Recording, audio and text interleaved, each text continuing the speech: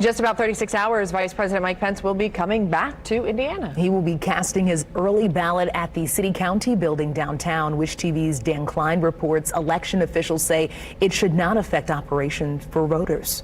And as we told you Tuesday night about a record number of people coming out to vote on day one, there was an even larger number of people coming out on day two, although the wait was nowhere near as long. Election officials say even with the vice president coming on Friday, things should remain just as smooth.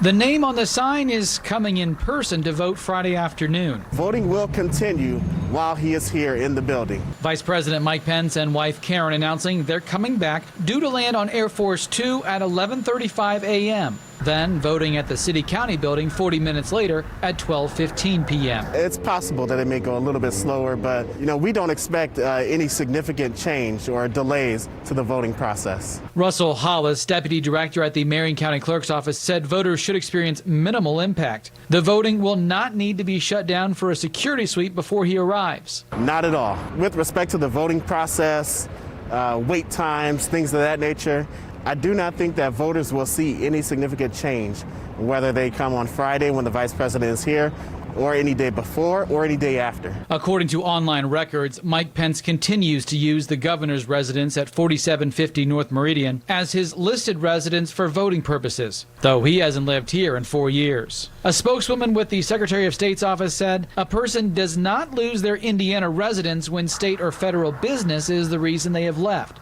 saying they can provide an alternate mailing address. It's a practice most commonly used by voters in the military. Hollis hopes Pence's presence here on Friday helps reassure voters it's safe to do in person. Some of the details are still being worked out. For example, if the vice president will be allowed to cut in line. Meanwhile, even with almost 1,300 voters on Wednesday, wait times were no longer than about 25 to 30 minutes.